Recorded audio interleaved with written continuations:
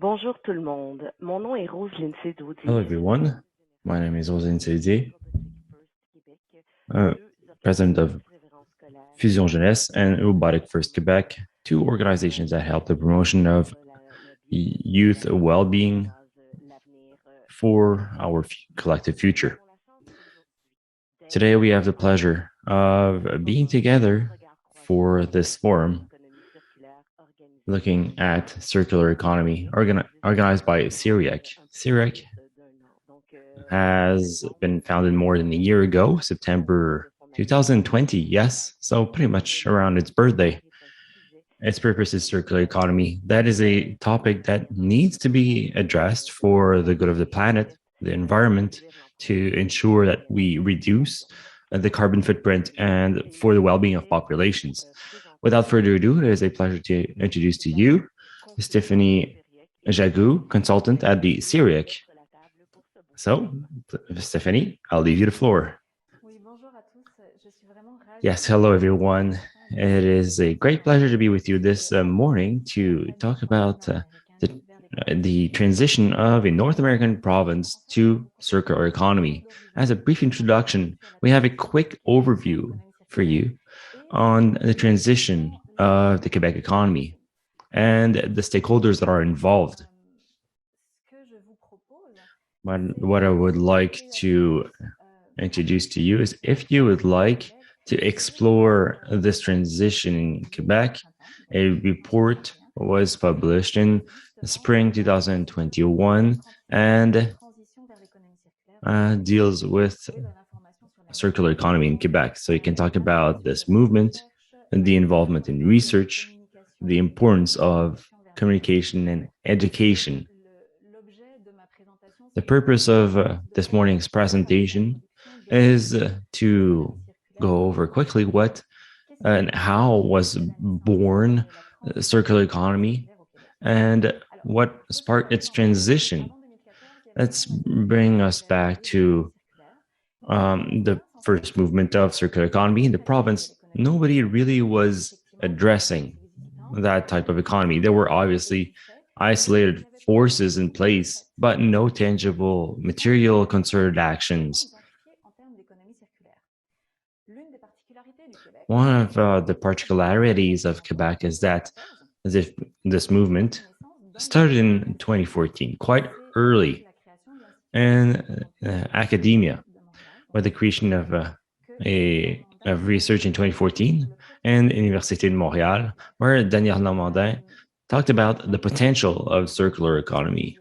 Never doubt the power and motivation of this individual. This is what sparked this movement in Quebec. They have played a role in the development of circular economy in Quebec, and first and foremost, first gave us a common definition, so a base for communication between stakeholders, and encourage multidisciplinary research. This addressed created economies.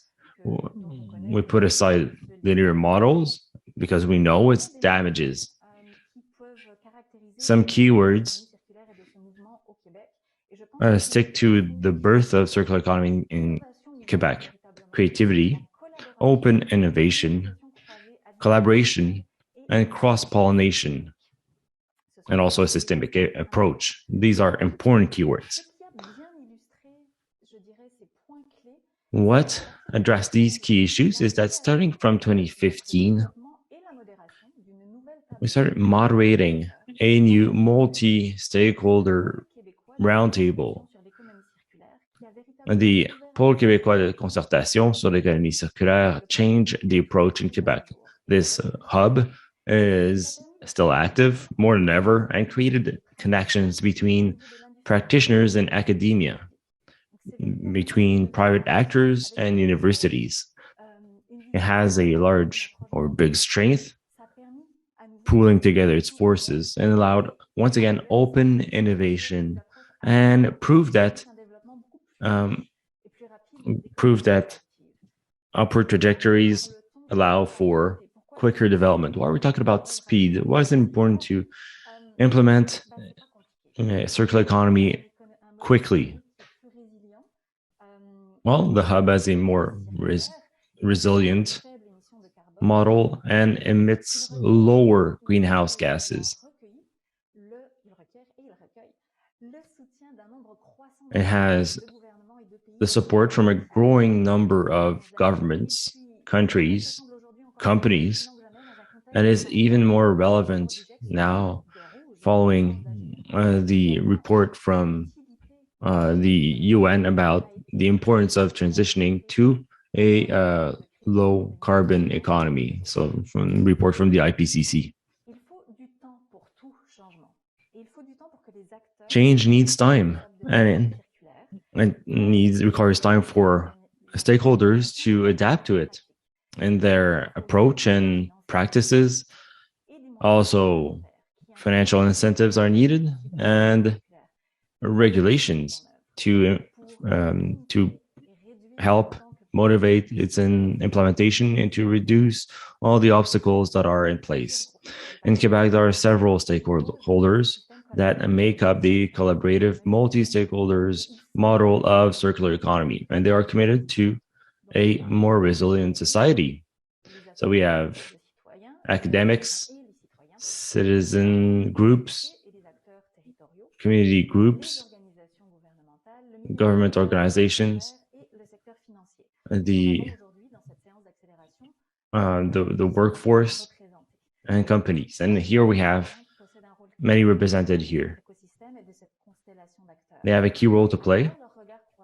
Through this cross-sectional view in this forum, we'll see how the Quebec transition was organized in the last few years, but also will illustrate how it is possible to collectively pool our forces together to accelerate the social and ecological transition. So now I'll just give the floor to Daniel Normandin, who will be talking about how this happened in universities and academia.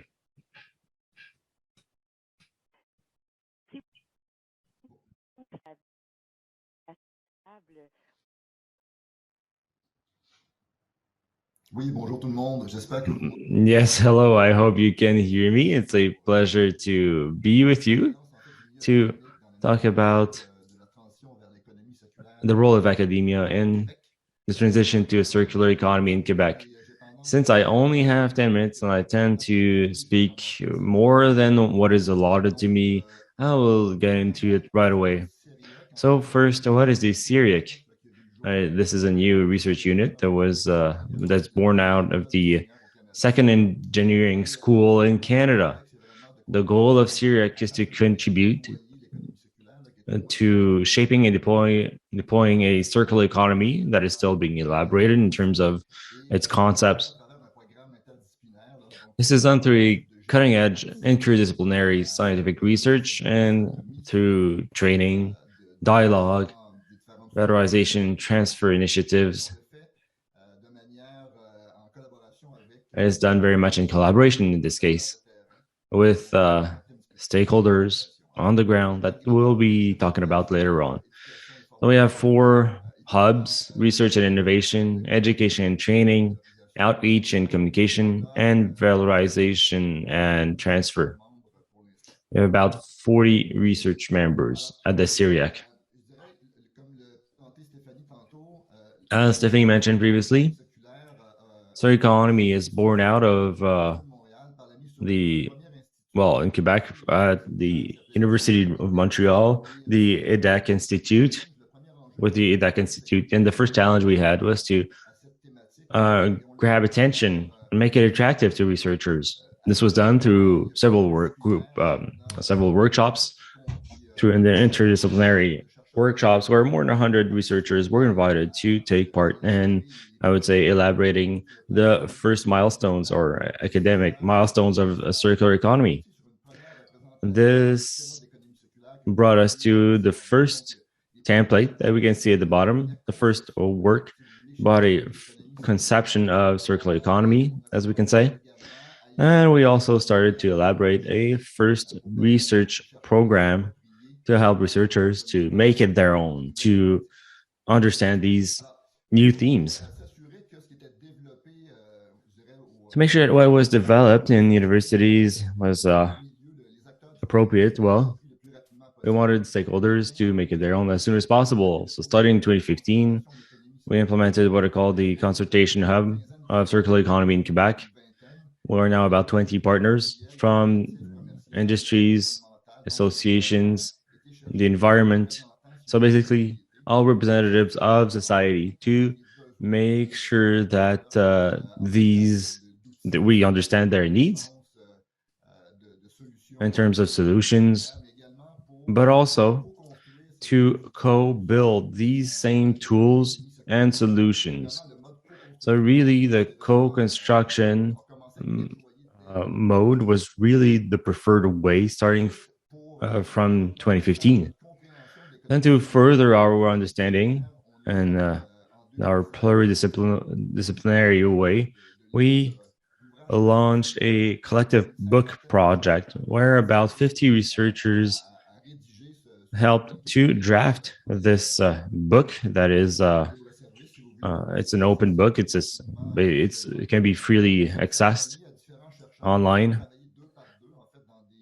Researchers are working 2 by 2 in disciplines that were not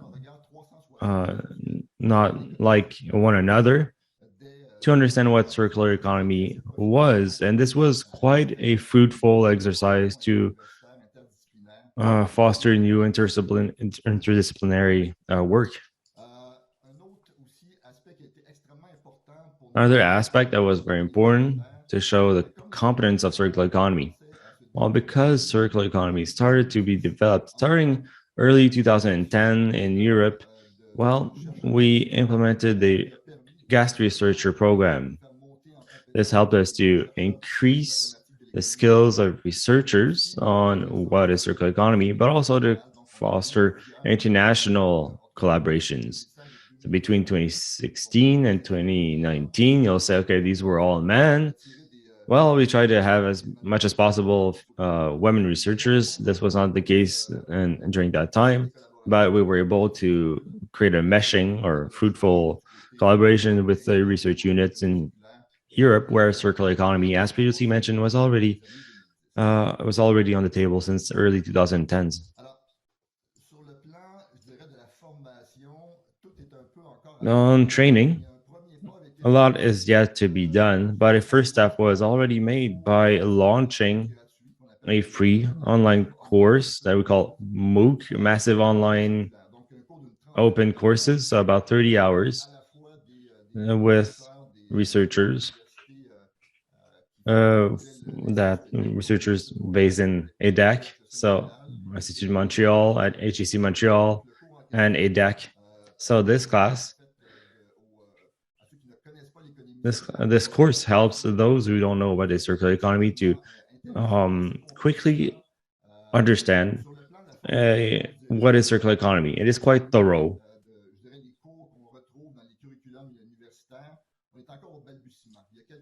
We are still in the first few steps. We have trainings, I would say, professional training, the specialized certificates, micro programs to that effect.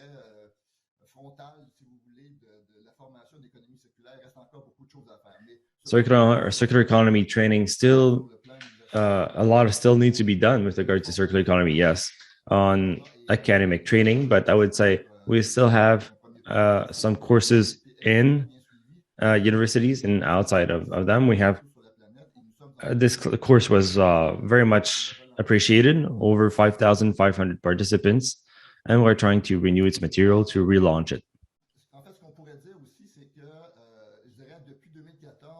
What can be said also is that since 2014, several research units have been making circular economy their own. You have a few examples of research units here scattered throughout Quebec that were working or are currently working on components of circular economy. What's most important, I would say, was the creation, or we are very much in the midst of it, but the implementation of a research network of circular economy with 16 researchers from 6 universities and several colleges to accelerate, once again, the involvement of academia in circular economy. we hope that this Quebec network will eventually be paired with international networks also that will be created outside of Quebec and Canada or in the rest of the world. This is an interesting announcement, and we are putting in place the new components of this research network on circular economy.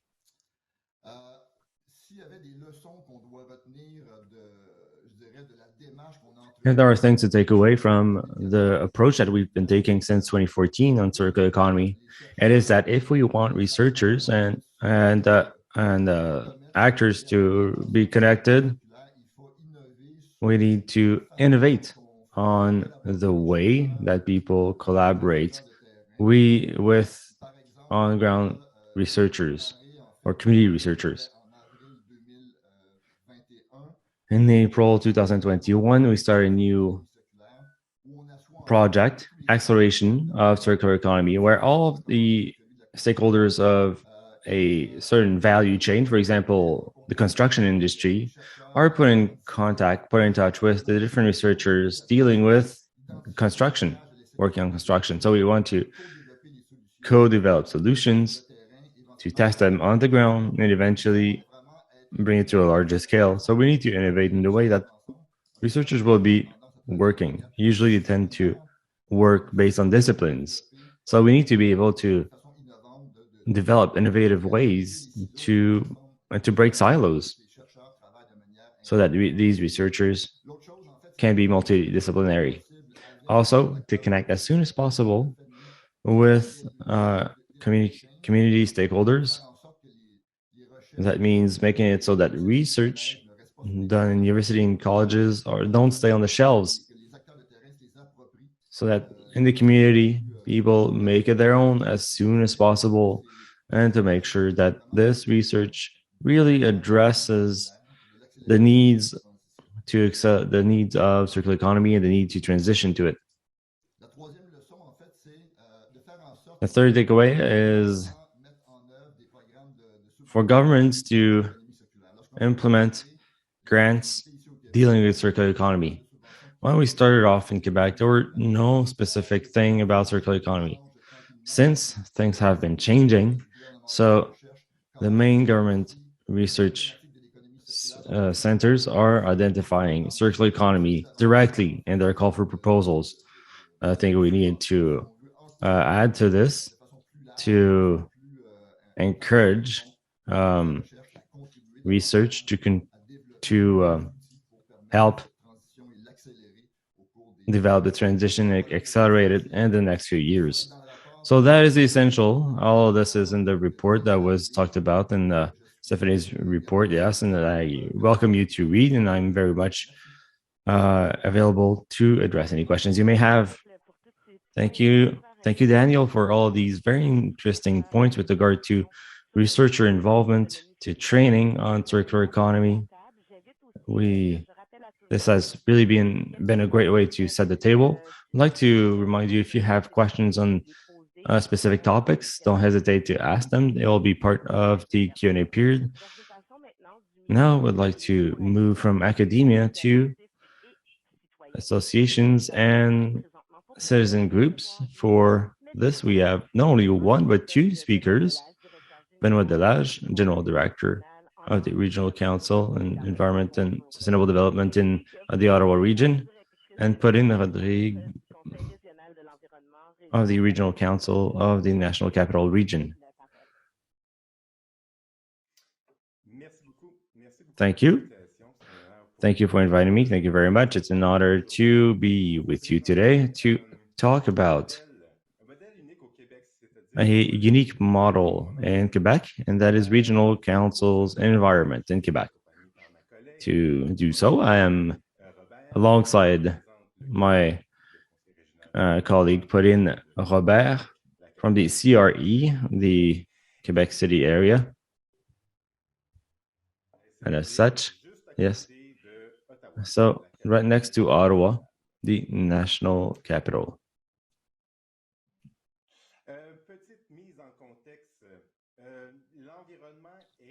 Very quickly, Environment is a priority for Quebec citizens. Researchers from 4 universities have shown that when looking at perceptions of Canadians on climate change and the question of the human link between climate change and between man and climate change, yes, Quebecers see a direct link, 8% over the Canadian average. Second question, when being asked the link between climate change and their daily life, and the perception is even higher compared to the Canadian average by 9%. And lastly, when talking about carbon pricing, 58% agree, 3% above Canadian average.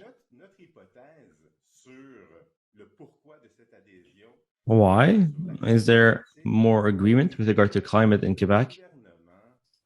We think that because for a while, government have been supporting environment groups to ensure regional consultation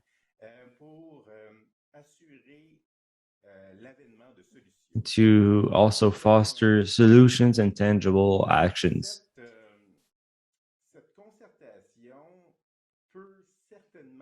This consultation can certainly bring some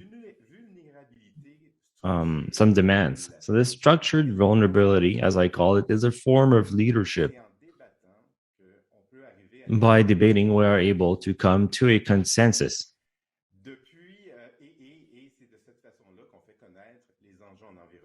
This is how environmental issues are being talked about, are being discussed.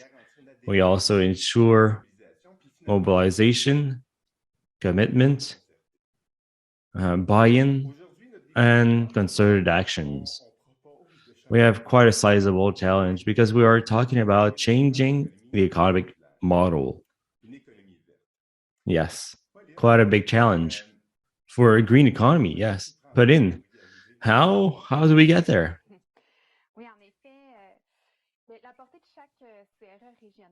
Yes, the reach of each regional CRE has a very much community-based outreach, and there's a role to play as a civil organization. How do we do this? Through the G15 plus, 15 leaders from the economic, labor, social, and environmental sectors. This group first is born out of national organizations like the CRE organization, and tangibly for it to have roots in communities. So Benoit and I, we implemented G15 plus, regional G15 plus, yes. As mobilizers, we have been able to mobilize people from all walks of life who do not necessarily sit around the same table. This brings more leaders to join forces to drive inclusive, prosperous, green economic recovery and development of the region.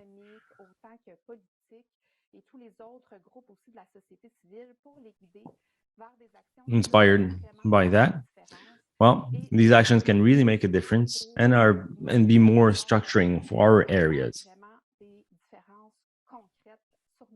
So that means that the differences that we make can be materially felt, yes, and seen.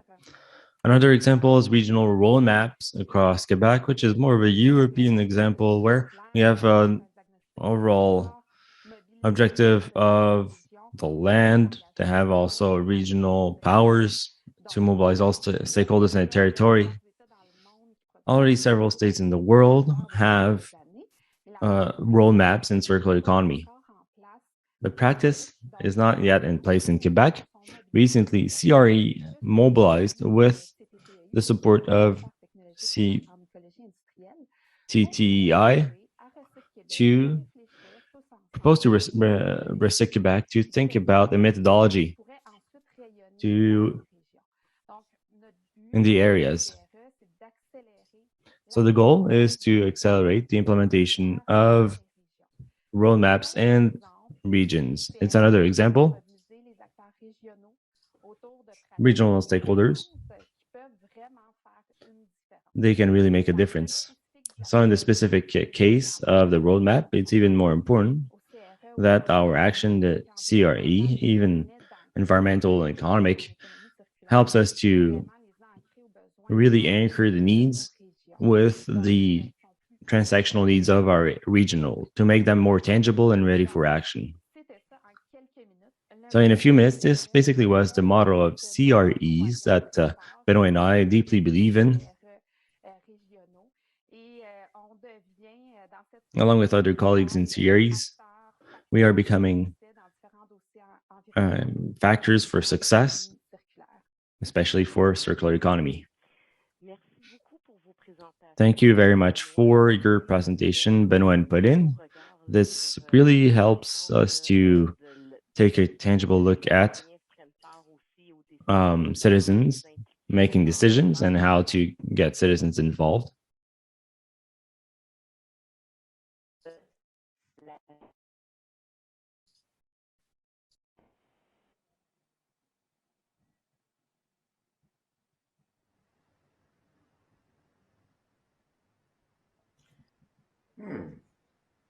Connexion.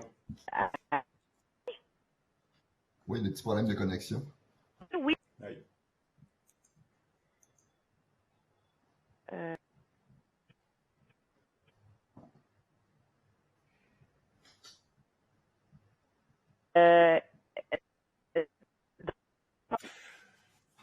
Oui, ben, en fait, si je peux rajouter, c'est le gouvernement du Québec. Qu'est-ce qu'ils font aujourd'hui? C'est s'assurer une concertation. What the government of Quebec is doing is to have this kind of approach where circular economy projects are not something that goes from top down, but they come from economic sectors, municipal sectors, and many stakeholders can be integrated in circular economy. And for that reason, we need to guide them, coach them, and we have our actors like RECIC Quebec, and then now the whole team working on economic models, giving advices. So this is truly an scalable approach coming from from bottom up. If I can add the involvement of all stakeholders, academic or non, that was really beneficial in the growth development. There was a will to work together, and I would like to thank my colleague at the time, Mrs. was very innovative in the way to put all the actors together. And Quebec was open also to this new concept of a circular economy at the time. We had elements that made it easy to develop quickly research contracts from the government, where we could grow the skills and work with different key industrial sectors like mining sector. I would say also that the way we all together, we have defined the parameters of circular economy was at the time a bit vague as a concept. So to own it and working together to be able to find a clear definition what is included or not in circular economy, we were able to focus, or how can I say, look in the same direction altogether, ensure that each actor, I would say, in the field or academic stakeholders had the same endpoint. That was important. It's not often that everybody sits around the table, the union people, employers, industry, environmental advocacy groups, people from the ministry. That's quite new, I would say. This is really good for the acceleration of circular economy. So we created this consultation board that was key, I would say, key in setting up the first steps in circular economy in Quebec. Yes, we can see it. We can see it already. And there are places where we can talk about circular economy and other projects, but when we have the opportunity of having all the actors, like usually they don't talk about the environment, or us we're not asked usually for strictly economic budgets, but when we all get together from different disciplines and sectors, we truly can change projects and develop them quickly. We notice in this kind of table, it can take different forms. Polls are one example. So we need to have this multidisciplinary team to grow faster. Maybe this is the reason, among others, to include the concepts in university and education systems, because we would need to get all the departments around one issue. People are hesitant to develop those programs, but we truly will need people trained in universities and elsewhere. Coming with this multidisciplinary vision, engineering on different concepts, economic models, environmental importance, GHG production. So we need to train and educate the youth in education system about circular economy, because then it requires a lot of effort when we're in the field to train those people, and also to be able to have an overall discussion. We need a lot of people to have this vision. So this requires some education and training. And universities and even colleges, what is planned is to develop educational tools to include those concepts in the current curriculums beyond developing specialized programs in circular economy. We should talk about circular economy in about all regular programs, include them as they come, so that it is part of all our language. We have to get out of the linear to get into the circular. And citizens and future citizens, they need to be informed about circular economy and contribute. We need to develop specialized classes, but those concepts included in standard classes too. If I understand well, Daniel, this is what you would propose as a first step towards a transition towards social circular economy. It would be included in the education level. Yes, include. If we want to have a systemic change, integration should be done systemically. Now we need to educate the actors on the market.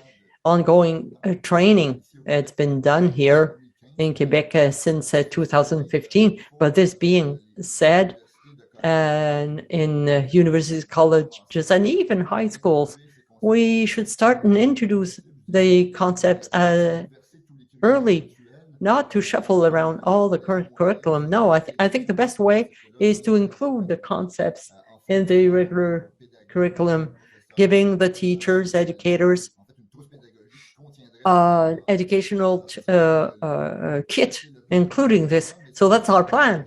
But that would be my advice to those in North America who want to introduce that at the educational level. I'm for training education. And Benoit and Pauline, for you, what would be the first step towards the transition? If I may, the approach, the hands-on approach, where we have some agility with the leaders in the field. Let us remind the different authorities that circular economy is part of their strategy. We need to remind them how to fund it regionally. You know, this is our advantage, working quickly. Maybe if I can add on this, let us not forget today, still, and probably for some years, circular economy happens in the field a lot, and this requires a lot of effort, awareness, involvement on a daily basis with regional actors, stakeholders, economic development organizations, a lot of effort. So for the time being, we don't have the means to have large teams getting together and have that impact. So on a daily basis, organizations, maybe research teams try to develop the capacity, and they truly have developed knowledge since the last 4 or 5 years. We have to do it more. We need people in the field working every day and put in a lot of hours educating people to make the projects possible. Circular economy, as we've been talking about it here for the last years and days, it's quite complex. We need people in the field to allow that. Totally. We'll give you more examples, regional tours with stakeholders, chambers of commerce, with the support of Desjardins. We need to see that the finance and business sector is more involved in circular economy. These are key transition points. We started, as I said, the academic level. Now we're in the field, and local actors are more engaged and are asking for the support of the academic sector to support them. Now, when there are relays in place, different actors get on with the relay on this race, as I would say that this is a concrete sign that there is a systemic change, and this is what is happening now in Quebec. Another point I would like to mention is the importance when we're talking first about co-construction.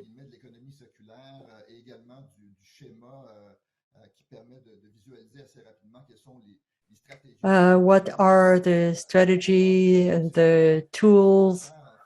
This serves people to have the same vision.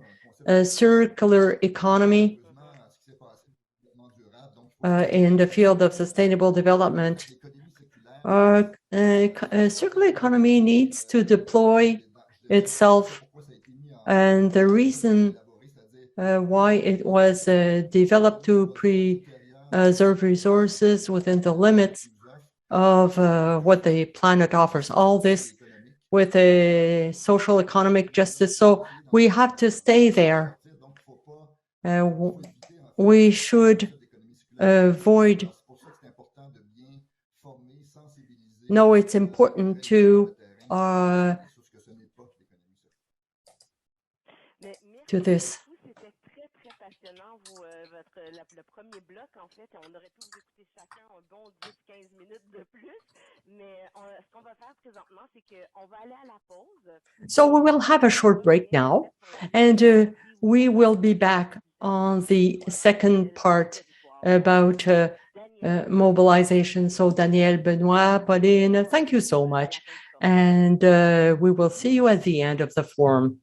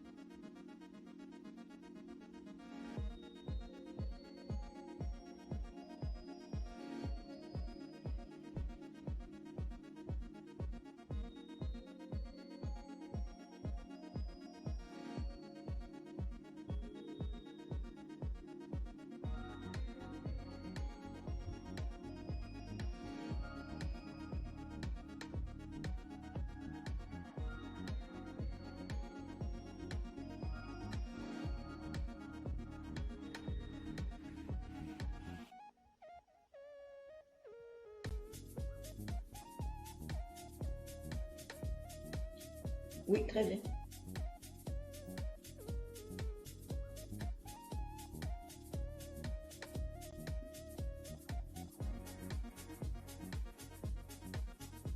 Est-ce que vous me voyez et m'entendez bien?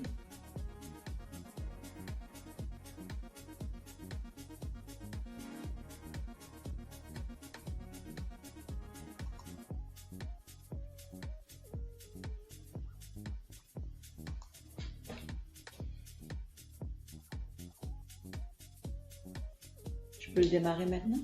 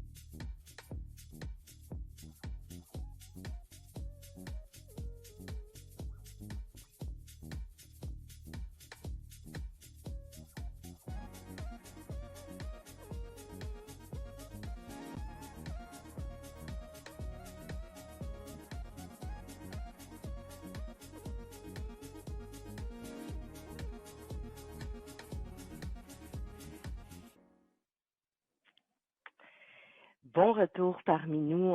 On a eu un bon premier bloc. Merci. Welcome back. This was an excellent first part. Without further ado, let us start with the second sessions, the involvement of decision makers at different levels in different organizations. The first presentation will be on involvement on territory. We have Claude Picard, Director General of the Industrial Technological Transfer, and also with us, Claude Peixon, Project Officer for the FCM. Hello. So you have the floor. What happened with the different regions in the circular economy, all the different projects. So I will leave you the microphone. Thank you.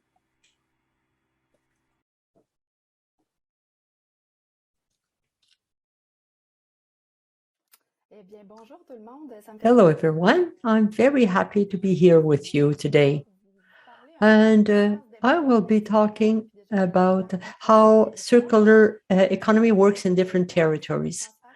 The CTTEI, the Intersectorial Study Center, the industrial ecology for technology transfer.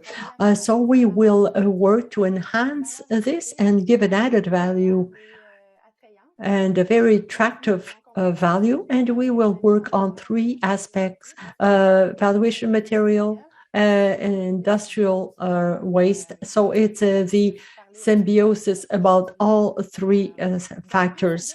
So what is an industrial symbiosis? Let's start from the beginning. In a given territory or city, region, when we know the resources available, used by others, we talk about waste material, energy, labor. So once all this is known, we can see what can be used by other organizations, other businesses. Then we create the synergies, and this is called industrial symbiosis. There are many of them already in Quebec. Now today, we see some in about all regions. And these symbiosis are motivated by experts in circular economy. They are moderators. And the projects, we have to say, started with economic development agencies, cities, MRCs. They really own the data on their territory. So each one is specific, each one with its own flavor. In some regions, it's more the lumber industry, or the other, it's agro-tourism. So they can enhance the specificity of each territory. Since the last 10 years already, we had interesting spin-offs. It's not the CTTEI. We coach, we support the community, the network created over the year around industrial symbiosis. And these people created a linkage, and we talk about more 80 facilitators involved in the territory, more than close to 300 participating firms. And as of 2018, we had a very interesting results, 14,000 tons of diverted from landfill sizes, and 12,000 tons of CO2 avoided. Another one, which is the creation of real strong community of practice. Facilitators do not work isolated. They network, they share best practices, and this is the value of the network, industrial symbiosis network. This year, we published a second book presenting key examples on what synergies can represent. what are the matters that were changed, what are the benefits for firms and companies. It's important to show it. The guide is available this year in both languages, French, English, can be downloaded for free. There was a version published last year. So we want to have a recurrent edition to better document and share what can be done in the different territories to transition towards a circular economy. Now, let us understand the specific role of facilitators. All these results would not have been possible without their involvement. They will do the mapping of resources, create synergies, a network, create discussions and exchanges during events. Their mandate is also to communicate and give some visibility to all the projects. They are advisors among different stakeholders in their territory, a very large role. They are the link in the projects, and this is why the different initiatives can be implemented quickly. They will help find grants, and even we're at a point now where joint projects are created, developed. So this is very interesting to put in common successes from projects to show the added value of their involvement. It's an economic development tool. We work as a coach. We have a chair in industrial and territorial ecology, where we develop tools to support facilitators, develop decision-making tools. We don't want the decision to be based only on economy, but we assess environmental, social aspect. The whole social aspect is important for us. So the chair involves different partners. The goal is, once again, to stimulate territorial development. One other example, this is a flow chart of the waste. This is a waste flow diagram at Lille in France. What we want to do, we want to replicate this in Quebec, in the cities. When we measure what we do, we are able to improve it. So this is the first key step, I would say, to deploy and accelerate transition towards circular economy. This is about this knowledge. In closing, a few words about a tour that was done, completed last week in the 17 regions of Quebec, organized by the Chambers of Commerce of Quebec. The CEREX are part of it. And we wanted to present circular economy, moderate workshops, and show how they can apply this in their own context. It is, of course, an opportunity for organizations to meet facilitators in their territory because they are part and parcel of these activities. Now I will give the microphone to Pauline for the rest of the presentation. Thank you, Claude, and thank you to the CEREAF for their invitation. Hope you can hear me well. I will talk about the actions and initiatives for cities and regions at the municipal and regional level, and what happened with what was done until now. Last year, the Canadian Circular Cities, the CCRI organization with which I work, we have put in place a pilot project. It's a one-year project launched last March with based on a Circular Cities project and conducted by the Recycling Council of Alberta.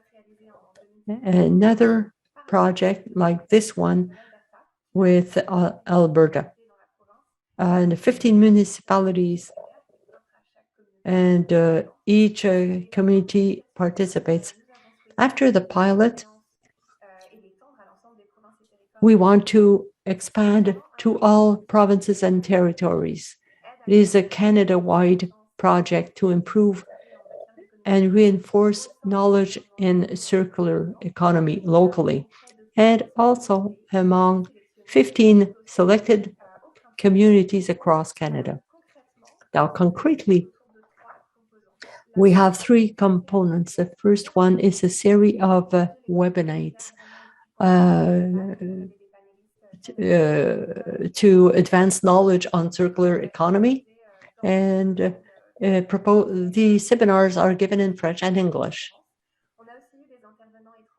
We had foreign stakeholders. The City of London also will speak about it, and for some cities in Ontario. It's about the network, so they can exchange tools, resources, expertise, and knowledge with their peers all over the country. Municipalities have access to all the circular economy workshops and tools. A workshop will be given in October on data collection, measure and quantify of all this. A third aspect is road mapping. It's an exploration workshop. Each participating community will have specific data to draft their roadmap. This is the first step. Sectors, actions on their territory, the field of circular economy, and also we want to go and meet people and municipalities where they are. We want to develop a project that is adapted to their needs. And we will do this in accordance with other projects in Quebec and elsewhere. As an example, there is a creation of a toolkit for a circular regional roadmap organized by Recyc Québec with the Credo. We want to ensure that in this project, we wanted to complete and add on what exists already and adapt it to all 15 municipalities. In summary, circular economy offers reinforcement and support services, advices.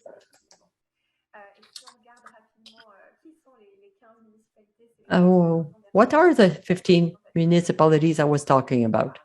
Here they are.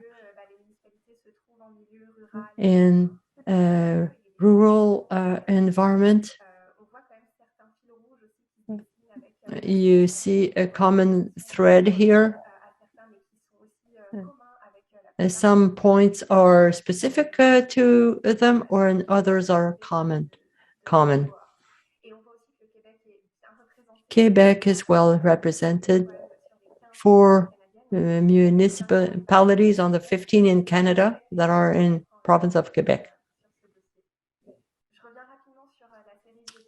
Now, the series of webinars that I was talking about, it started last March, and all the recordings are on our website. The next one will be on October 6th, Circular Economy Measurement and Monitoring in Cities and Regions. We worked with Quebec recently. There was a report on the topic. If you're interested, I think it's on the website. So you can register to the webinar in October and look at the social media of all four partners. So you can also follow Recyc Québec accounts, Twitter, LinkedIn, and so on. In conclusion, briefly, Circular Cities project here actors on any sector and a partnership with other organizations in Quebec include strong French aspects like the presence of Recyc Québec at the partners table and activities and webinars for all those who are interested. This is a key success factor. Thank you very much for listening. Thank you very much, ladies, for the great information. According to what Mrs. Picard said, what is possible, they put in common resources, community of practice, being able to measure, to take a stock of what is going on. So everything will be put in place more and more. And this is very promising for Mrs. Vincent. It's interesting to see the results. We're halfway in this project. I think the first third already done. We can't wait to see the results. Very interesting to see how things are moving in Quebec and also to have active participation. And now we will see you at the end of the meeting for the Q&A period. I will give the microphone now to Sonia Gagné from Recyc Québec. She will talk about the involvement of the government organization with the exportation of Recyc Québec and Québec Index. Merci beaucoup de l'invitation. Thank you very much. Thank you for this invitation. Circular economy in Quebec. Today's presentation is on government action.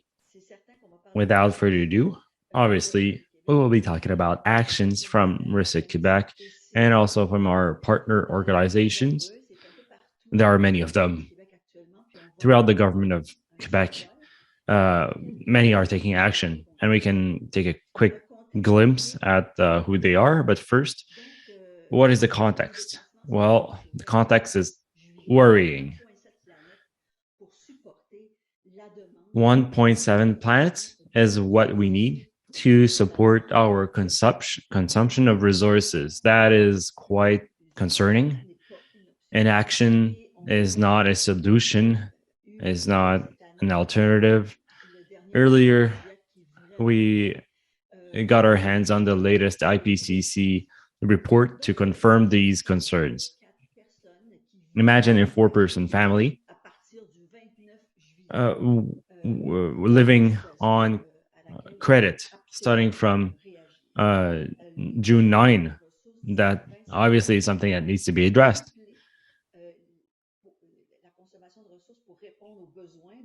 With a growing demand, we're talking about triple the needs of natural resources in the future. So quite obviously, this is something that needs to be addressed. As part of Recyc Québec's vision, we're talking about a Quebec with no waste.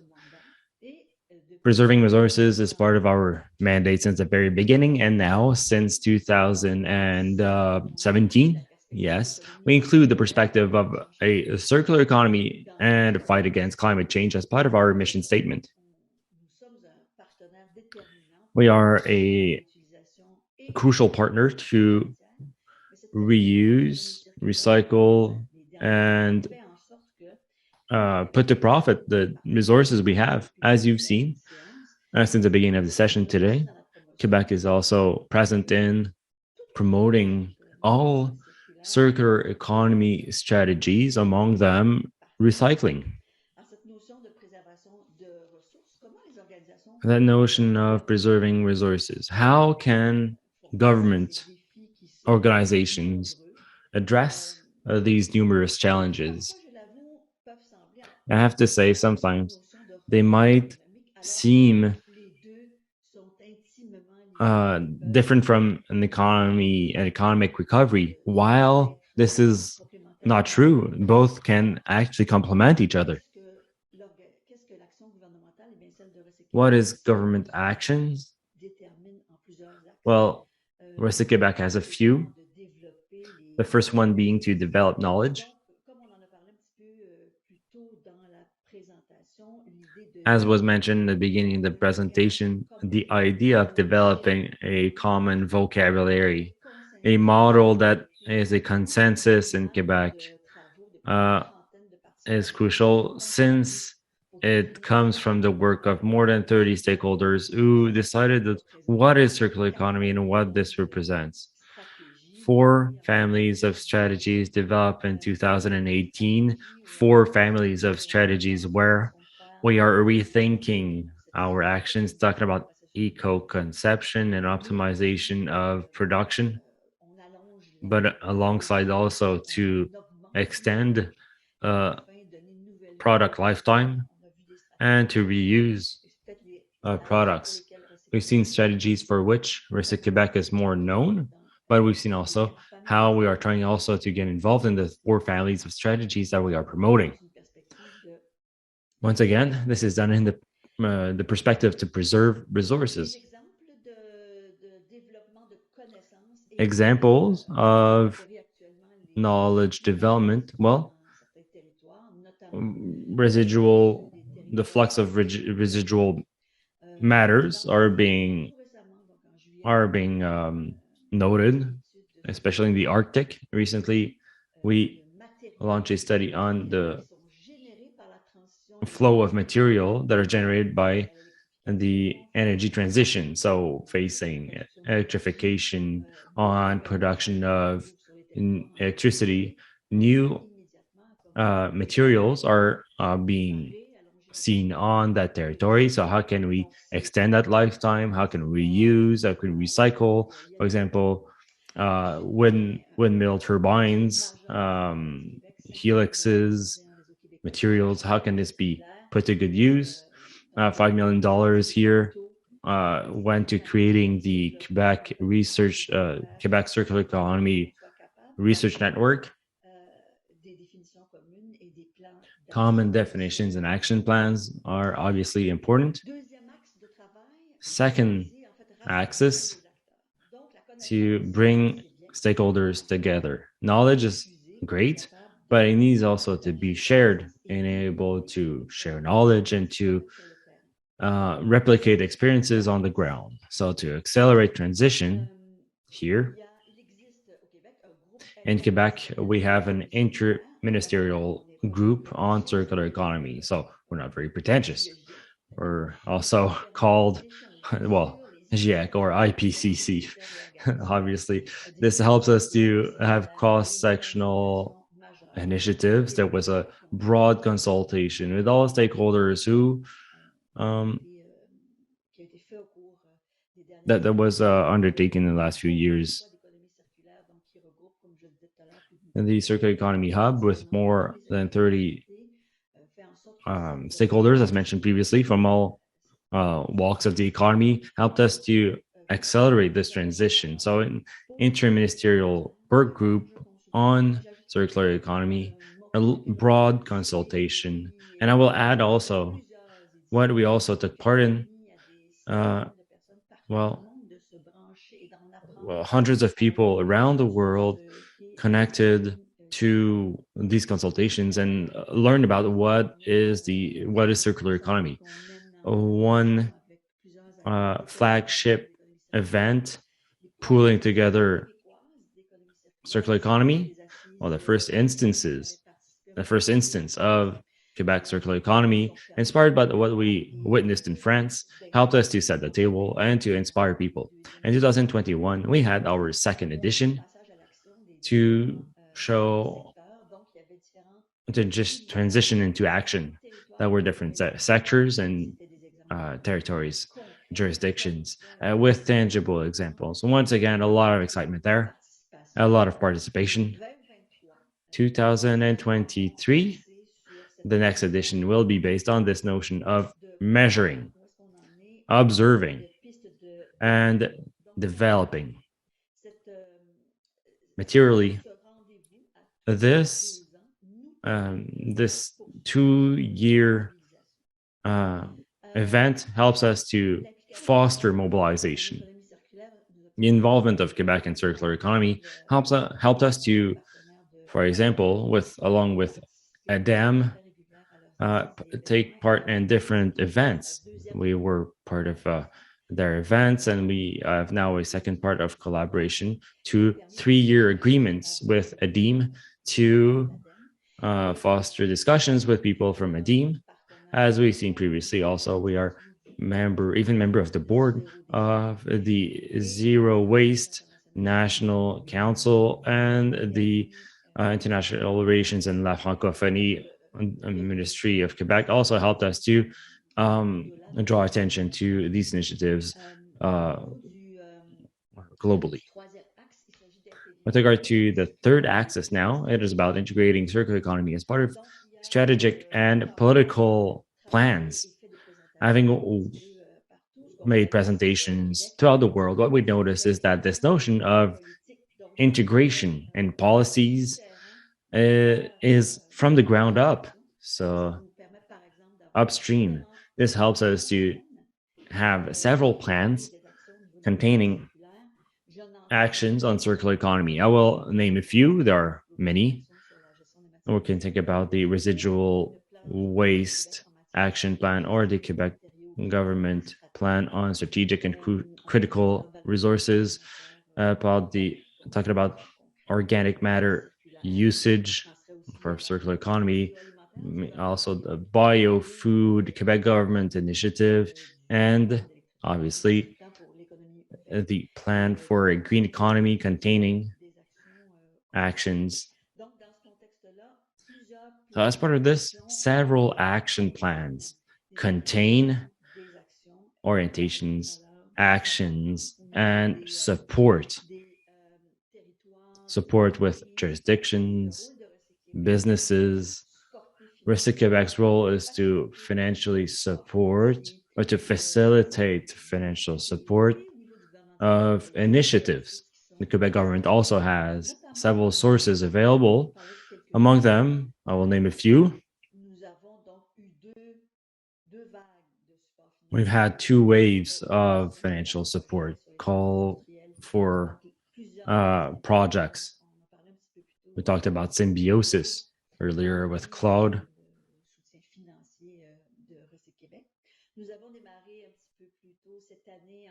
Earlier in the year, in collaboration with the City of Montreal, we started an action fund, a 30 million action fund dedicated to initiatives in circular economy, and obviously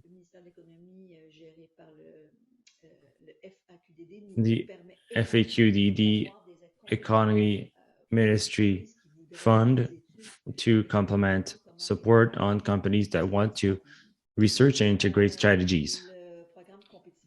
The Competiver, a program from MRI or Investment Quebec, also supports initiatives with circular economy components. And lastly, the last but not the least, we are thinking about less is more, reducing our footprint. A new form of funding that Recic Quebec is proud to present with the La Ruche organization to reduce footprints. We are calling on here crowdfunding and are putting to the tasks additional amounts to initiatives that have been able to reach their crowdfunding targets. These different sources of funding help an initiative, organization, or region to get started.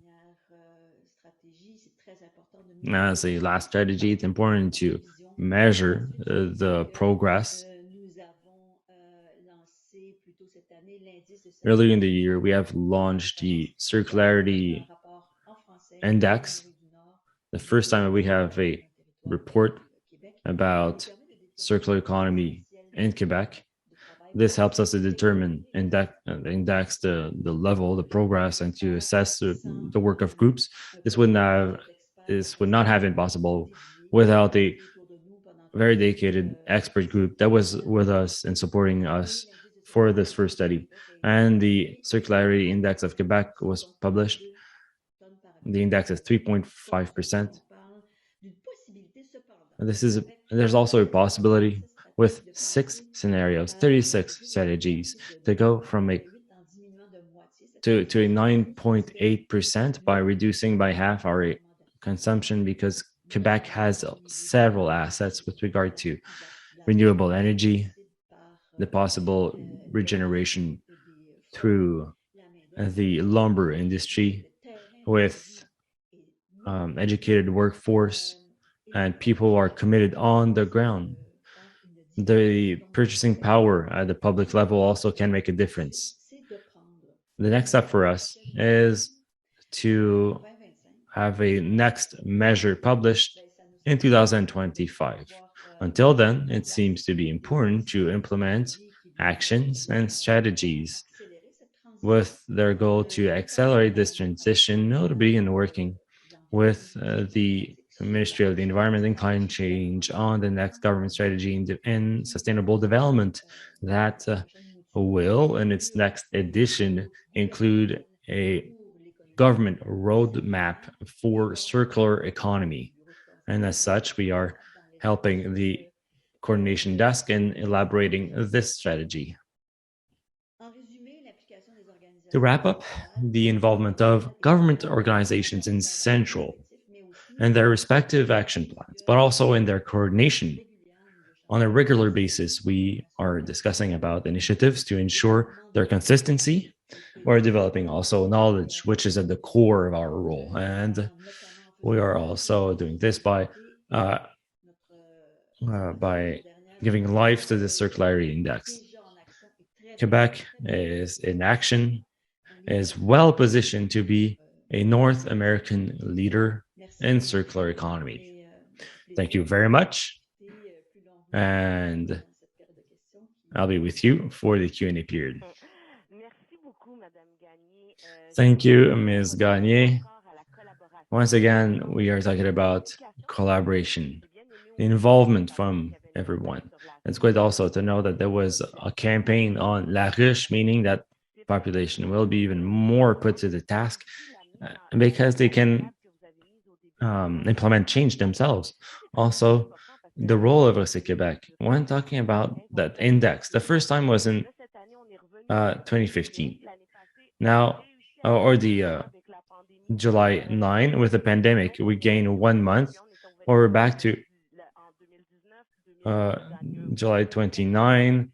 So we see that collectively with the pandemic, obviously, the resources used went down a little bit. But now we see that obviously this can be adjusted, this can change over time.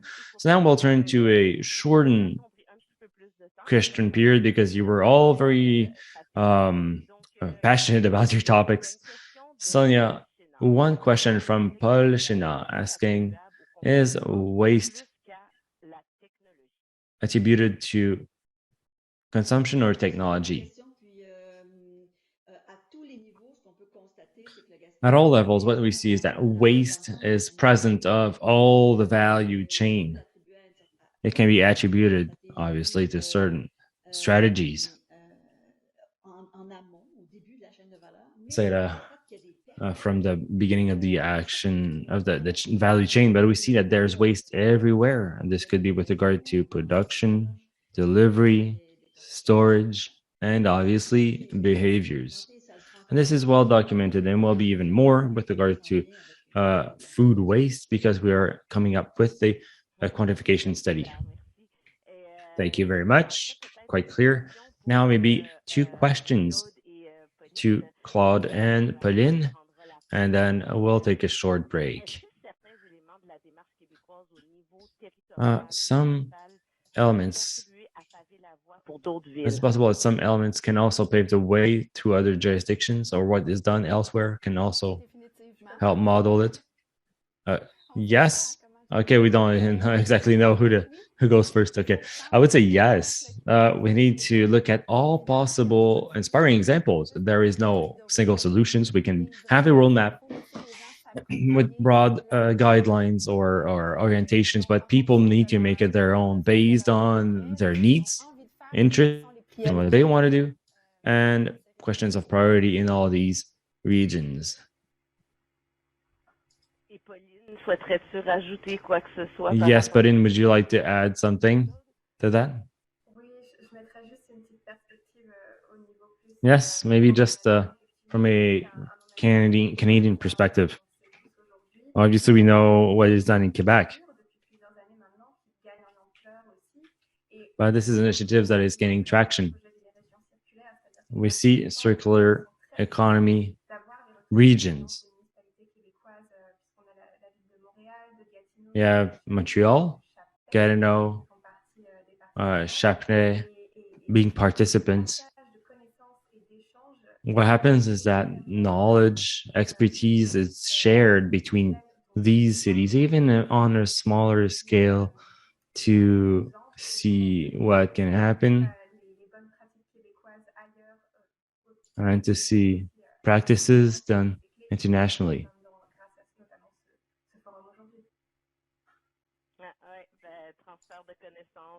Knowledge transfer, good practices, being a role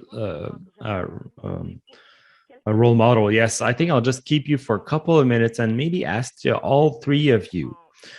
Let's imagine we are in 2026, 5 years down the road. What would you like to see happen in Quebec with regard to circular economy? Okay, so to reduce confusion, maybe we'll start with Pauline, Claude, and conclude with Sonia, okay? I would say what I would really appreciate is to see that Quebec leadership is maintained, to ensure that Quebec is at a table on international level to not only guarantee its expertise, but also that we can apply what's been done elsewhere and apply it to the Quebec context. This will help us in different ways. How we can be a stakeholder, bring back good initiatives to our region. And I think Restez Quebec is very well with partners, as mentioned previously, and other collaborations and that the discussions that we have throughout the world.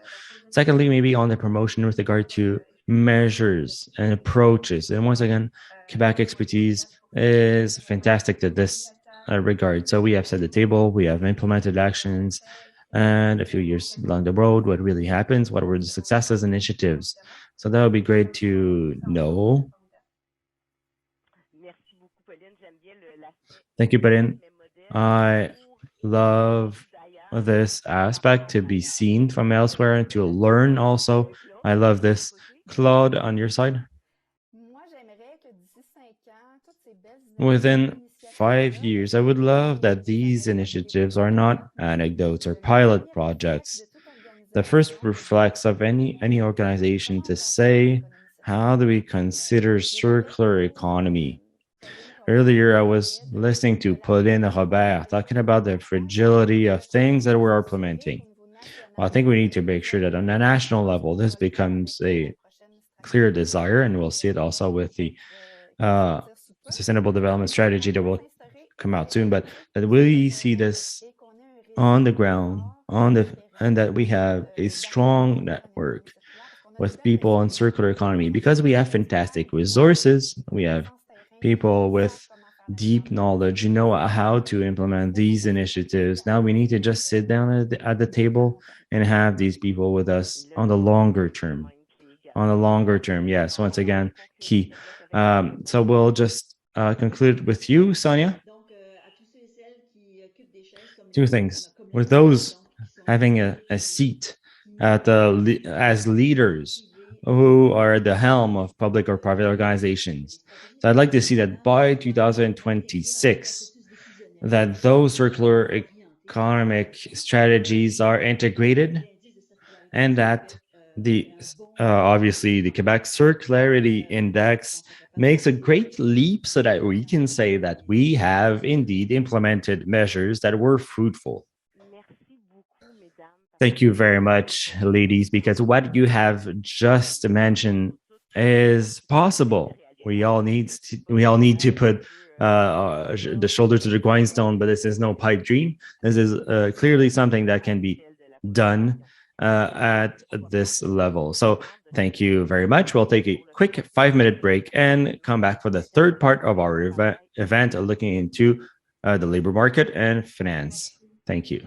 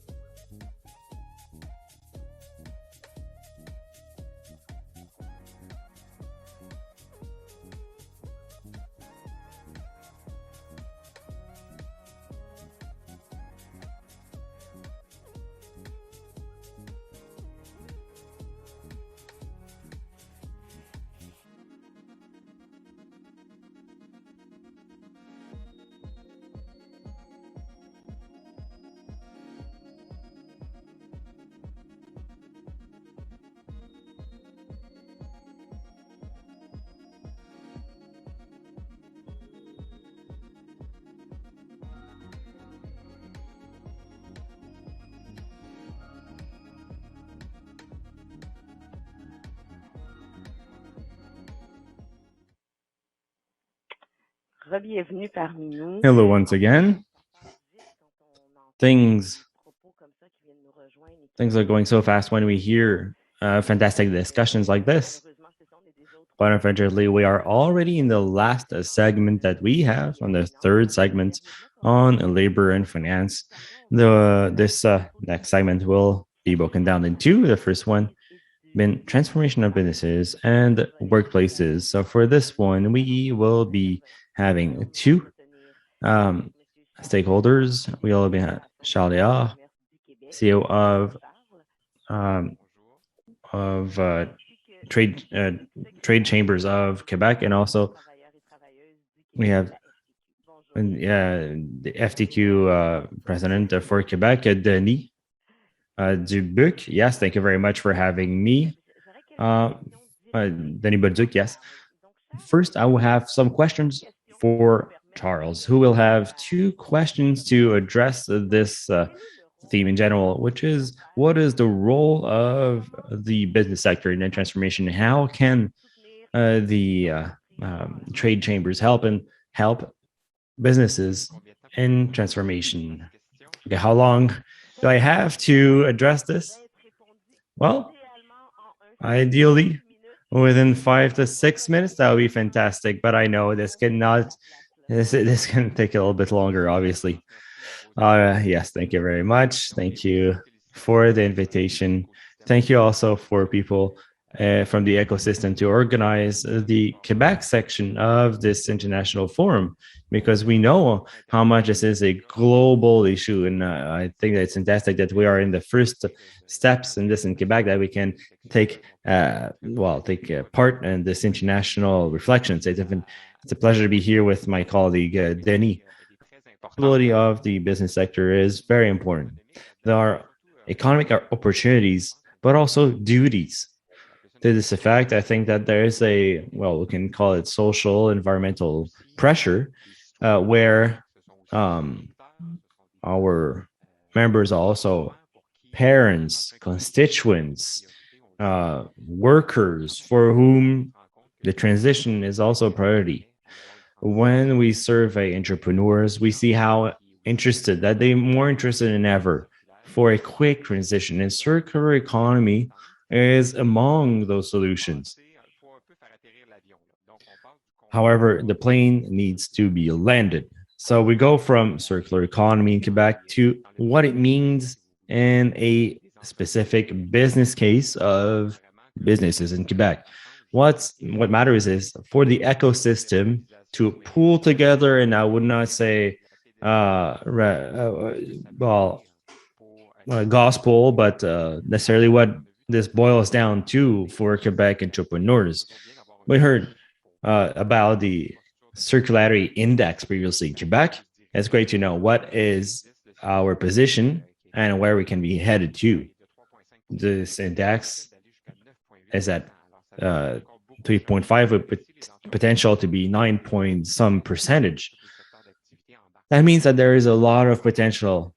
Obviously, if entrepreneurs are not mobilized, I can tell you right away that we will not get to that 9.8% index. To promote circular economy is a shared duty between employers and employees. Employers, obviously, being in a position as owner of an organization, needs to give the initial push and saying, this is where we should be headed, and here's what I would offer as contract to workers to get there. The role of trade chambers for me is crucial, because the trade chamber is, what does it do? It's sort of a funnel where entrepreneurs in an area look into what are the new players, how can have a more important economic development. As part of this last week, and quite by chance, and really, I see some Ms. Gagné from Reste Quebec, FAQDD, the Syriac also. So alongside, we launch an information and action tour on circular economy So for the next, October to next March, we will have 17 training sessions in all administrative areas in Quebec, alongside coaching and mentoring sessions so that entrepreneurs understand what is circular economy and business opportunities. Our slogan is the strength of a network. So I think that's the best way to showcase our sector for the entrepreneurs to rally around something maybe they don't understand completely, but that they have interest in. And just to conclude, I think it's important to educate entrepreneurs on what is circular economy. Obviously, we're spending the whole morning talking about this, but entrepreneurs, especially in this current context, do not necessarily have quality time looking into that topic. So I think it's important to have already packaged in information that is bundled in, that will be, how can I say, that is well devised so that we accelerate the speed of adoption. So I'll stick with this for now. This is great, Charles, what you said, because as was said at the beginning, it's about training, education, sharing. So that's music to my ears. It's important. We can't wait to see what will be the results. We'll get back to you at the end of this section, but for Denis, questions are, what are the roles of unions? How to engage workers in circular economy? So for you, if the Federations of Workers in Quebec, how do you see circular economy? Well, first of all, thank you very much for inviting me. Thank you, all of you, to be here to talk about circular economy. This is a great honor to be part of this. Now, to put you in context, FTQ, the Federation of Workers in Quebec, for many years, we were for more equitable economy, more responsible economy, and environmentally speaking. And one of our concern is fight against climate change. And one of the solutions to climate change is circular economy that we have to focus on quickly. And this is the topic today. We need a transition.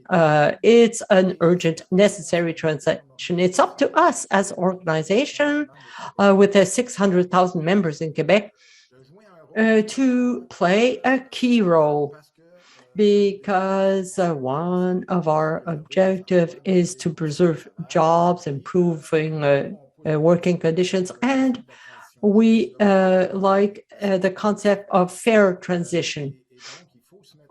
We need to get moving, and the best way to take action is to implement principles of fair transition. And it works for climate change, but circular economy as well. Now, to be more specific in my answer, our role as a union, we need to ensure preventive transition, if I may say. How is it done? Involving workers. They have to be part of decisions that concern of the best way to engage them. We see it in working environment. We come up with changes not announced or explained or discussed with them. A normal reaction is the unknown can frighten them, so they don't move. It is important, really important, to involve workers in all transformation processes that come up when new methods are implemented or new ways of doing things. Our role is to ensure that our members know about the impact of changes that can happen. When they understand well all the issues, impacts, well, instead of stepping back or being resistant, people become actors of changes in their working environment. They're not just observers. Sometimes they feel that changes are imposed on them. That's the whole idea. If we have this approach, workers are much more mobilized and involved. We think also that you see in my presentation, it's all based on social dialogue. I talk about workers, but I talk about dialogue with employees and the communities. We want to have at the FTQ, we're getting into that, the idea of consensus building. It's about at the beginning of the health crisis, we find actors in all fields, bosses, unions, employees, civil society. We agreed on principles for greener, fairer economic recovery. So it's an example of how we can all get together and go forward in such issues, and about engaging workers. I talked about it. And in decisions, circular economy has points that were claimed for a long time by FTQ. The importance of first, second, and third processing in Quebec. We are not much concerned about how we can put in place infrastructures or businesses that will help process here our raw material. That's one of the actions we have to take. I don't want to go any further in the topic, but for the time being, I will say that's my final words. Thank you very much, Denis. Like the position saying, okay, it's urgent, we have to act. Already saying this is something. Now, for the FTQ, you are responsible, accountable, you have a role to play. All these words resonate for other federations, organizations to engage. You talk about social dialogue. I like the words. It's a strong message. Now, both of you, we will close this part here. Charles and then Denis. Labor employer relations. How is it important? Charles, we'd like to hear you.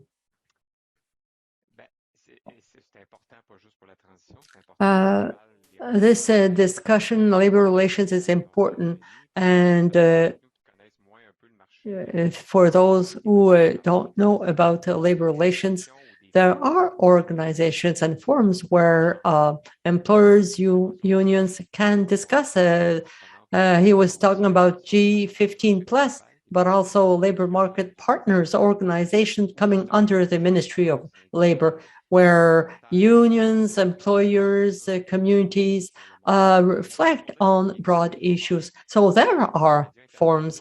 And sometimes through the media, we think that there's no places for communications between the different leaders. So I just want to mention that. According to Fair Transition, no group is smarter than the other. It's important that both groups, workers and employers, be on the same level with the same information, same level of education and information. So Denis said it's important for the employees to be informed by employer if there are changes. Otherwise, there will be some kind of disconnect. Employees have requests that are not met, and employees are uncertain. So in innovative projects, we need to start with the same information. Hopefully, other initiatives will go along that way. That was very complete. Do you want to add anything, Denis? Maybe I can give an example. In 30 seconds, please. 30 seconds, okay, right. In the field of climate change, and it applies to circular economy, We have a fair transition lab. We have targeted businesses who have accepted to take part of this. We sit at the same table to talk about business project, how the business wants to get implement the changes, what needs to be put in place. We involve employees, and we have a table. So it's an example of discussions where we reach a consensus within a firm. We have 3-4 projects right now in different fields at the FTQ, because, it's always about consensus building.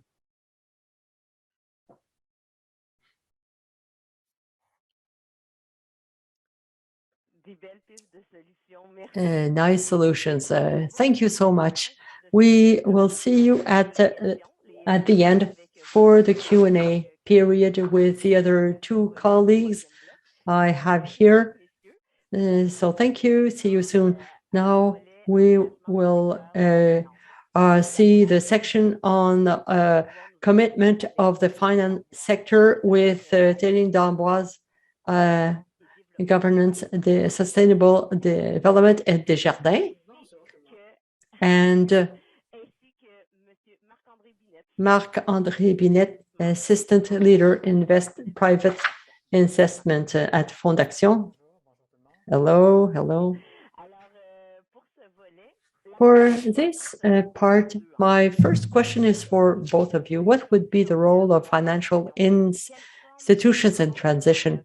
What can be their commitment, for example, creating an investment fund dedicated to great actions? What is the role of financial institutions? I will start with Pauline. Thank you very much.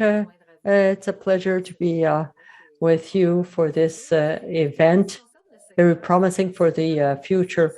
By definition, financial sector is always required to identify what will become the great trends that can impact a financial institution profitability on short, medium, and long term. We can think that linear production methods will face a breaking point, and beyond that, there might be opportunities. So this is very interesting for financial institutions.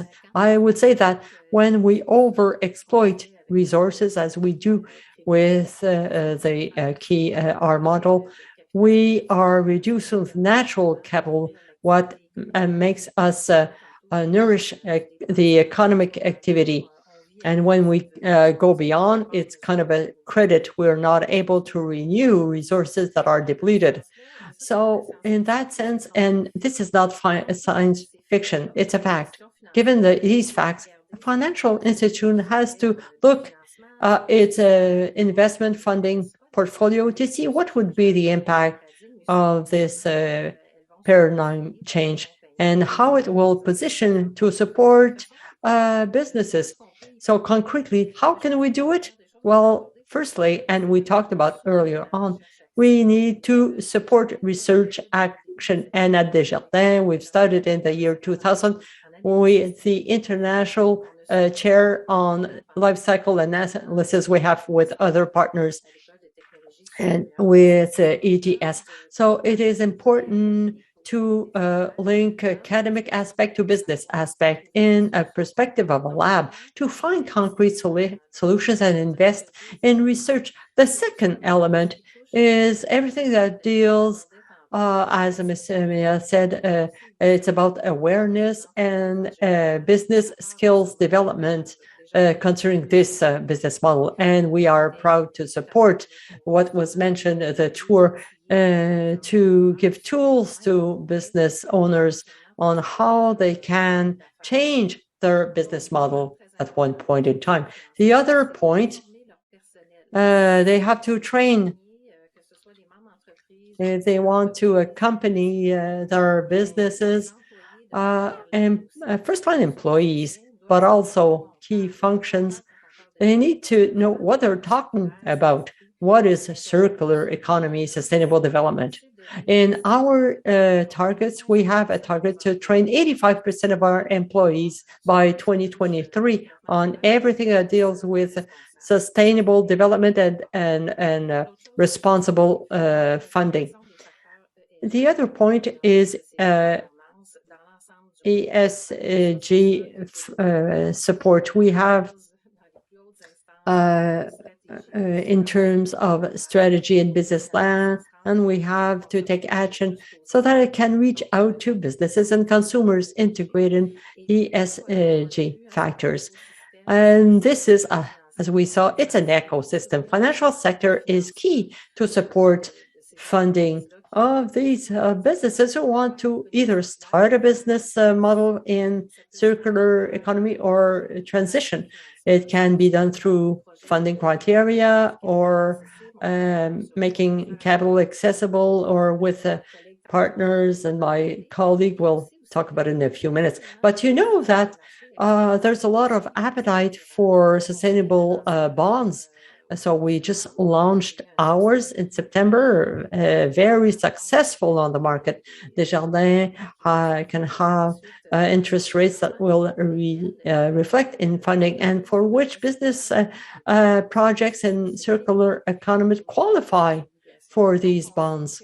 We know that we have many examples here where those firms have thought about circular economy, and I want to add that we want to use all our communication means. Social media, we just launched a campaign to demystify circular economy and give a very concrete example of 3 business persons getting together to develop a model so that a resource can be reused in many different applications. I will be able to give more examples later. Thank you very much, Karine. Pauline, very interesting. It's about non-renewable resources, giving tools, training staff, and integrating strategies and solutions. Hopefully people are taking notes. Now, Marc-André, how would you answer this question about the role of financial institutions in transition? Thank you very much. Thank you very much for inviting me. This being said, financial institutions need to play a leadership role. It's key because they have the means to do it. They have to ensure that capitals will be sent to as much as possible to firms committed in that field. It will be according to the size and means of each institution. Some will focus their actions towards responsible investment with ESG financing, and others, smaller organizations, will go towards impact. But we need to allow the relevance of all this in the transition. To do so, we need to ensure that transition is real. That is, we are able to demonstrate that investments will be profitable, of course, financially, but also in other aspects. In the financial field, well, there are measures to verify this, measures we've been using for a long time. Now, outside the financial aspect, how to measure? Well, as actors, we need to ensure that a structured process is in place. For example, in our investments, we will ensure that we will have a change theory. We identify an issue or an improvement that can be implemented.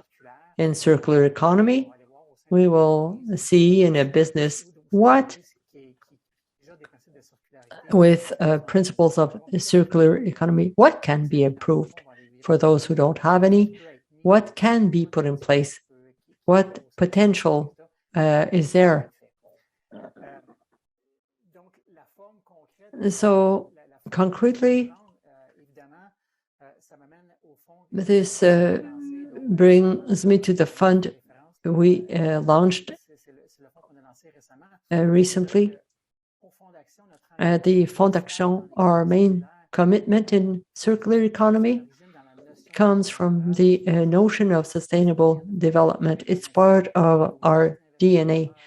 Our innovation goes through that. We, with finance, we want to put in place tools at the service of business people to deal with the social environmental issues. We have done it for a long time, for example, in sustainable agroforestry, energy sector, and so on. But for circular economy, when we launched the fund, it was natural or normal to put in place a fund and to think with our partners, CIC Quebec and City of Montreal, what would be the best way to optimize capital. And it goes through coaching and education. Coaching we can offer firms, because in all this, for us, it's about, it's key. It's key. Capital, money on the market, finance, that's not a problem. But to put it fully at the service of the company, we need to have the best support to put forth circular economy.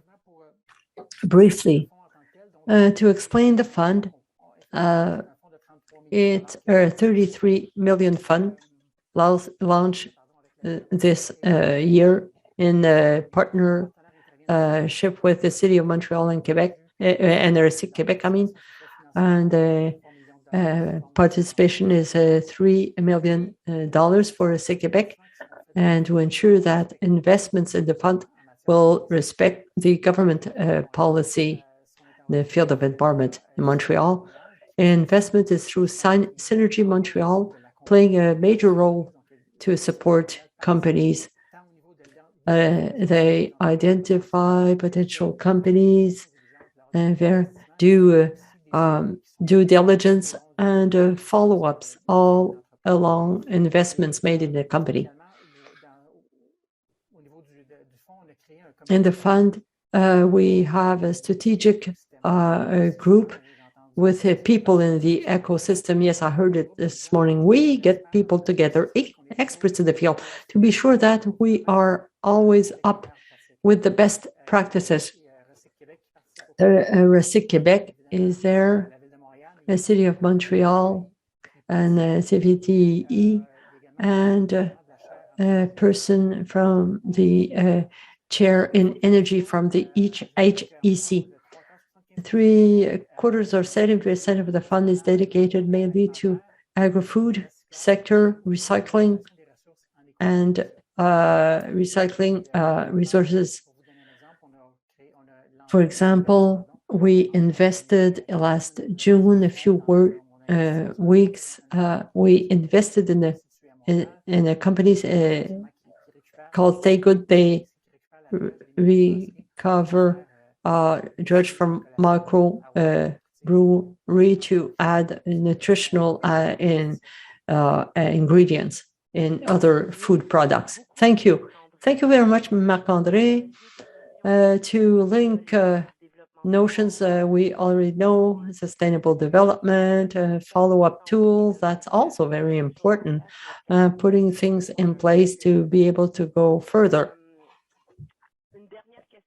One last question to the two of you. If financial institutions need to keep a message, what would be that message?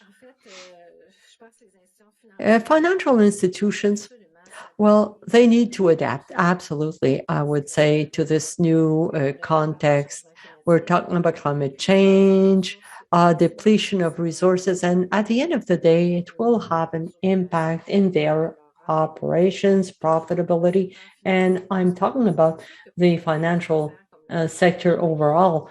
But for Desjardins, when we look at all the measures that we put in place, our ambition for 2040, it's part of our ambition. And so I would say that this starts with our members and it percolated upwards. We have to start a strategy and our model. We know today, and studies show it, and by the way, the studies should be largely disseminated and broadcasted.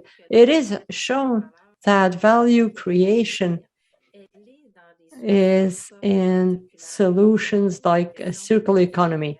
We talk about linear production, but we talk about functionality economy, where goods are and assets are used differently. We talk about financial institutions in terms of investment and finance, but the models are not the same for circular economy. So it's a must. This is why I was talking about ESG factors. There will be a lot of pressure in everything that deals with us to control performance and include climate change and all the impacts that for us. So that would be my answer. Thank you very much. And Marc-André? Pauline covered it very well, but financial institutions need to be aware of the importance of circular economy on environmental issues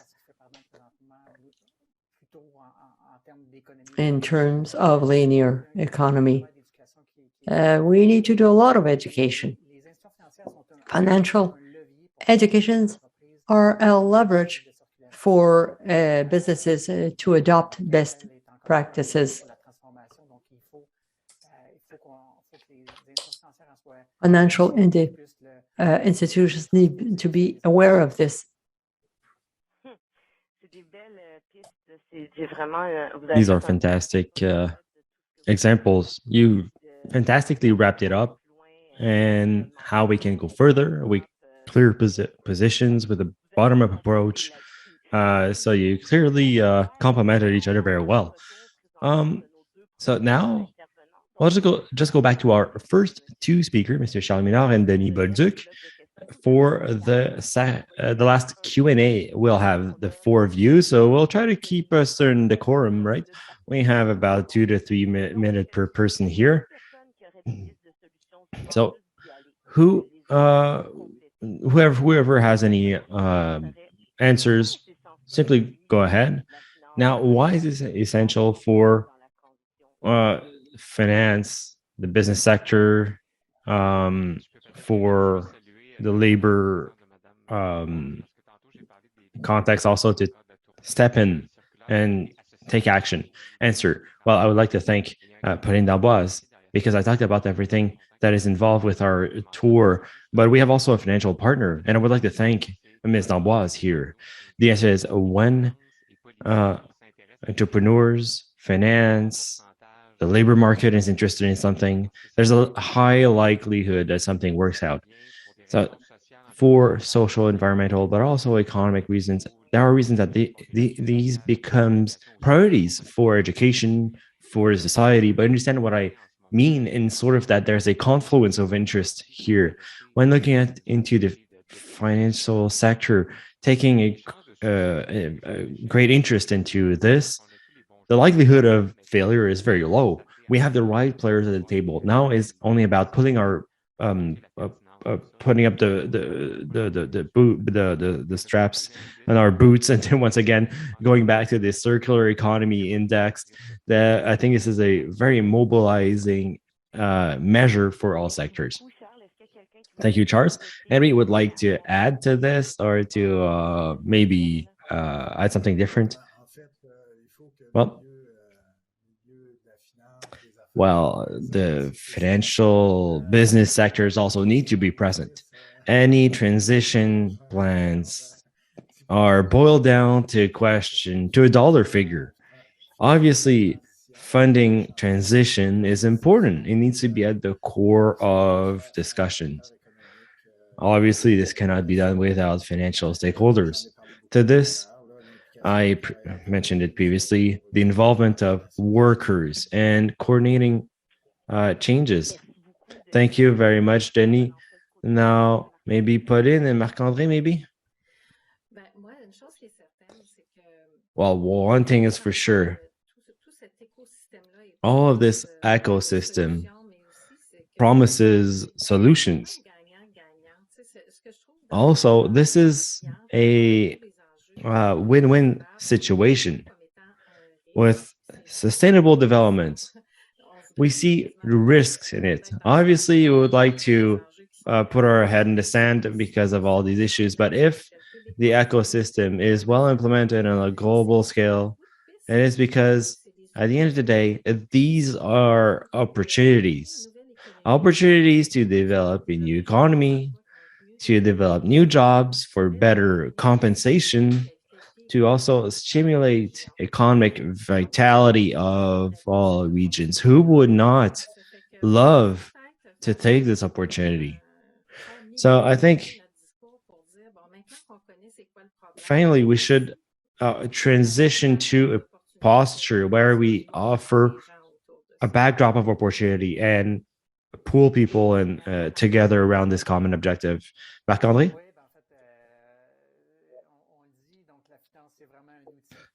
Finance is a highly valuable instrument towards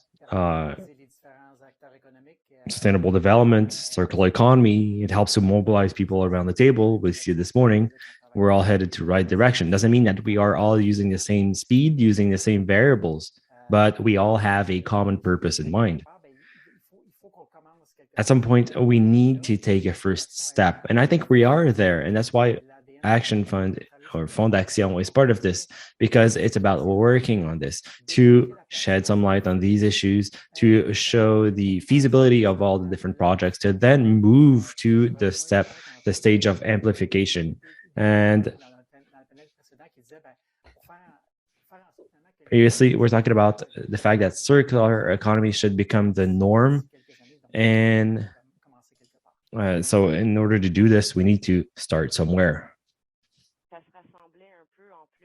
Yes, we're talking about everything boiling down to a question of money, the finance being an important sector.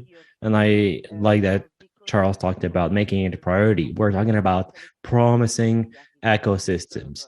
It goes through collective actions, right? So once again, these are promising avenues. One last question for all four of you. What are the challenges linked to transition in your sector? Maybe talk about one challenge. If it's already been mentioned, maybe simply add to it, but what would be the biggest challenge for the labor market, for finance, for your sector? Okay, if I may go ahead, I think the distance between industries is a monumental challenge for circular economy. A solution to this is better land planning. So social acceptability also is obviously an issue.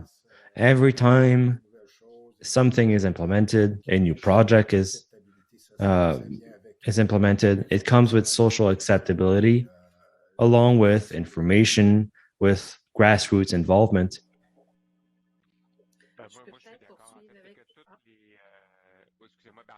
Oh, yes, sorry. Yes, all regions should be interested by this collective duty, as we say it, in circular economy. So I think some regions obviously feel more concerned for one reason or another, but this obviously involves us all. I would say for financial institutions, yes, on top of it, there is a big challenge, and that is to share a comprehension with all stakeholders, everybody in business sectors, and human resources and risk management. It's about understanding sustainable development, how circular economy can be part of it, and then supporting our members and clients through that ecosystem we are talking about. The concept of a fair transition is crucial, both for the supporting financial institution and for workers that will need to migrate to new skills and put in the back of our mind the linear economy model. Then once we know what we are talking about, it's about how we can move knowledge to something that is hands-on, practical, and helping the ETS in their lab approach is important. Each lab will involve knowledge, experts, researchers, and people from the industry.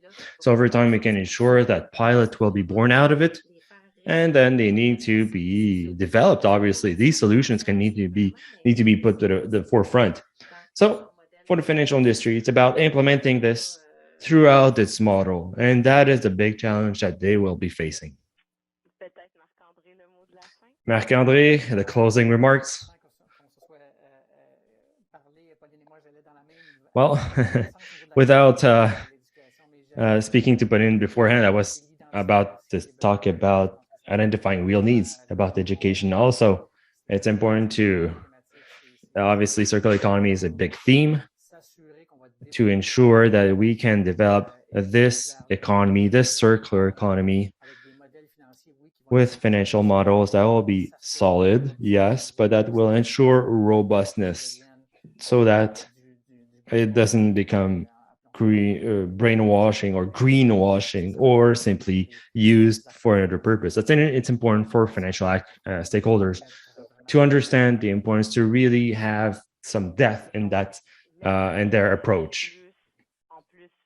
Yeah, so to add some grain of salt to ensure tangible knowledge transfer. Those were fantastic challenges that you mentioned.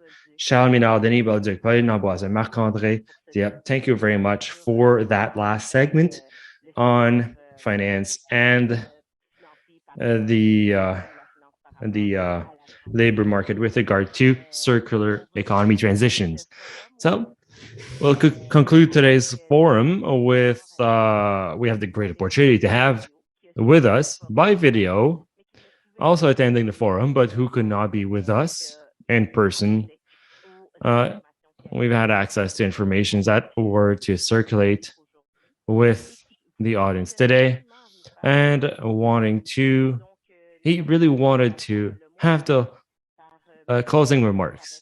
We'll have Mr. Benoit Charest, Minister of the Environment and Fight Against Climate Change, the first with that position in Quebec, to send a clear signal. We'll have Benoit for the closing remarks.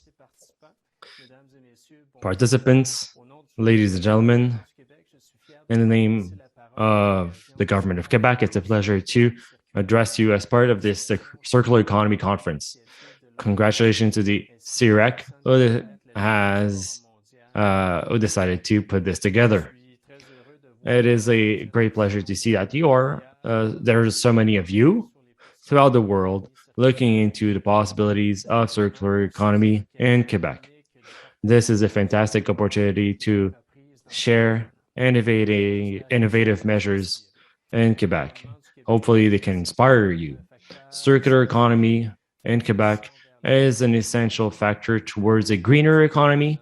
It helps us to reduce our dependence to non-renewables, to reduce our greenhouse gas emissions by optimizing transport and logistics, to reduce impact on the environment while creating quality jobs. Many of our public policies are in support of this, notably a plan for a green economy 2030, yes, that favors electrification and renewables.